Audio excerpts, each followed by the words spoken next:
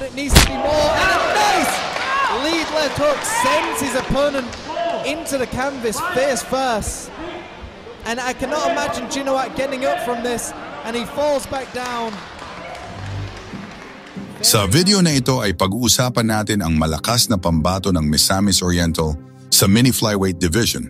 Mula sa amateur ranks hanggang sa professional na entablado, ipinamalas ni Marco John Merciless Pabillaran Rementizo ang kanyang galing at tapang sa loob ng ring.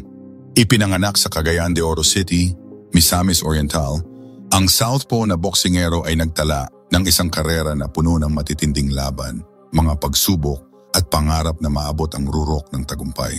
Bago pa man naging professional, nagpakitang gilas na si Rementizo sa amateur boxing. Isang malaking karangalan ang kanyang nakamit nang masungkit niya ang gintong medalya sa light flyweight division ng 2016 Philippine Youth Games Batang Pinoy na ginanap sa Tagum City, Davao del Norte. Sa kanyang kampanya, tinalo niya ang mga katunggaling sina John Noel Prevendido at ang kalaunay naging professional na boksingero rin na si Dave Apolinario. Pang-tagumpay na ito ay nagbigay daan sa kanyang pagpasok sa professional na boxing dahil sa kanyang angking galing, sunod-sunod ang naging panalo ng ating bida. Ang pinakamagandang nangyari sa karera ni Rementizo ay naganap noong 20 ng Hunyo 2023. Sa Swamlom Night Bazaar sa Bangkok, Thailand, ipinamalas ng Pilipinong boksingero na si Marco John The Machete Rementizo ang kanyang lakas at determinasyon matapos talunin ang Thai fighter na si Danai Ngiab Phukiao sa pamamagitan ng isang mapangwasak na 6th round knockout. Yav เข้ามาครับเสาพอมวยซ้ายประสบการณ์ไม่ต้องพูดถึงแล้วคุณสันติชัยครับมาโคจรเสาพอทั้งคู่นะครับอุ้ยมาซ้ายมาขวาเร็วครับคุณสันติชัยครับมาโคจรกระแทกยับมากค่อนข้างเร็วเลยครับเมื่อกี้นี่ต่อหน้าต่อตาเลยครับจิ้มไปตรงๆประมาทไม่ได้นะครับด้านใน Ang tagumpay na ito ay nagbigay daan upang makoronahan si Rementizo bilang bagong World Boxing Council WBC Asian Light Flyweight Champion.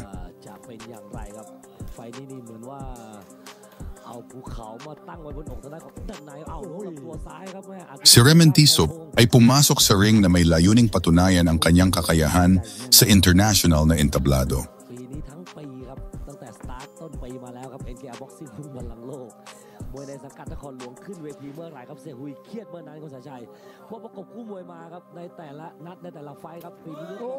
Sa kabilang banda, si Ngiab Phukiao ay naghangad na depensahan ang kanyang teritoryo sa harap ng kanyang mga kababayan.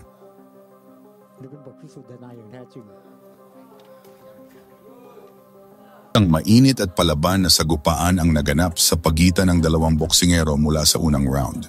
Parehong nagpakita ng kanilang husay sa pag-atake at depensa na nagresulta sa isang kapanapanabik na laban para sa mga manonood.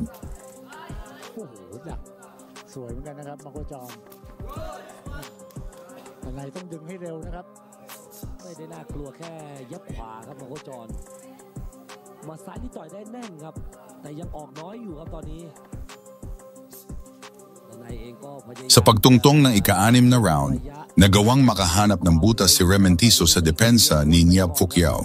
Sa tiempong 1 minuto at 2 segundo ng nasabing round, isang malakas at tiyak na suntok mula kay Rementizo ang nagpabagsak sa Thai fighter na hindi na nagawang makabangon pa.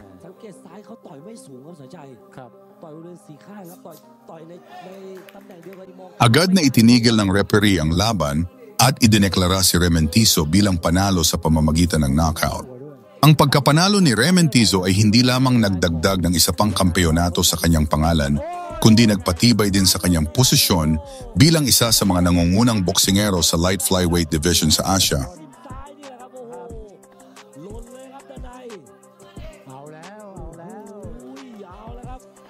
Ang panalo sa Thailand, na kilala bilang tahanan ng maraming mahuhusay na boksingero, ay isang malaking karangalan at patunay ng kanyang dedikasyon at pagsasanay.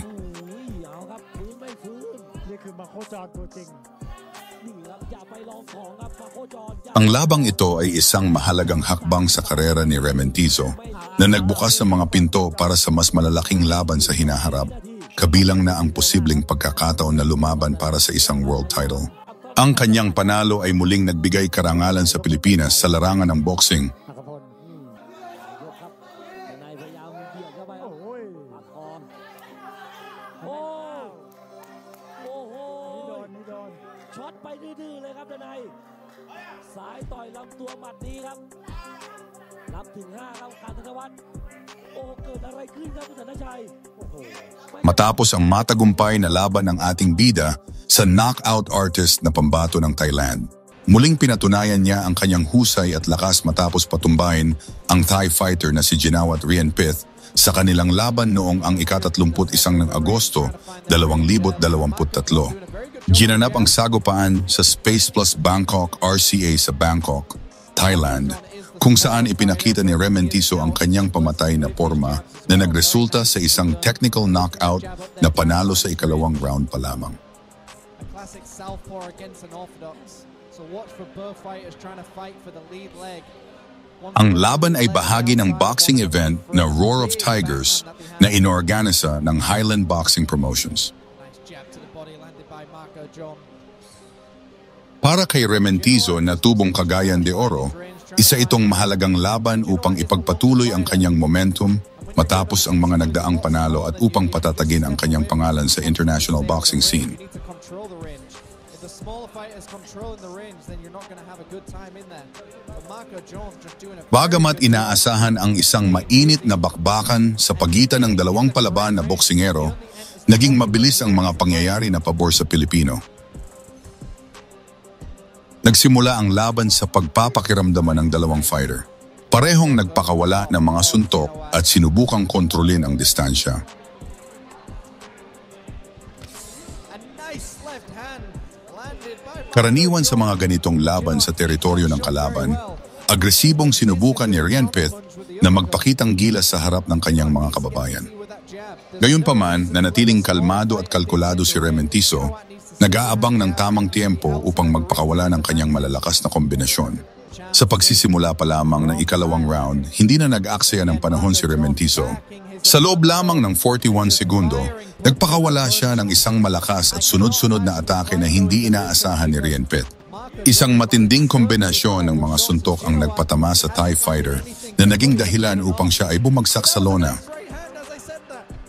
But it needs to be more. Dahil sa bigat ng mga tama at sa pagkakabagsak ni Rienpith, agad na pumasok ang referee upang itigil ang laban. And I cannot imagine Jinawat getting up from this and he falls back down. Idineklara si Marco John Rementizo bilang panalo sa pamamagitan ng technical knockout, na lalong nagpatibay sa kanyang reputasyon bilang isang delikadong boksingero na may knockout power. Ang panalo ni Rementizo laban kay Rienpith ay ang kanyang ikalawang sunod na knockout na tagumpay sa Thailand sa loob lamang ng 2 buwan. Ang tagumpay na ito ay nag-angat sa kanyang professional record at nagbukas ng mas maraming oportunidad para sa kanya na makalaban para sa mga regional at maging sa mga world titles sa hinaharap.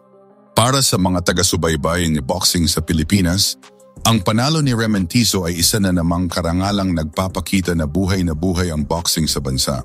Sa kanyang boxing record na may mataas na knockout percentage, nananatili siyang isang delikadong katunggali sa minimum weight at light flyweight divisions. Ang kanyang kwento ay patunay ng katatagan at puso ng isang boksingerong Cagayanon na handang harapin ang anumang hamon para sa pangarap at karangalan ng bayan. Hanggang dito lang muna tayo. Salamat sa laging pagsubaybay. God bless at mag-iingat ang lahat.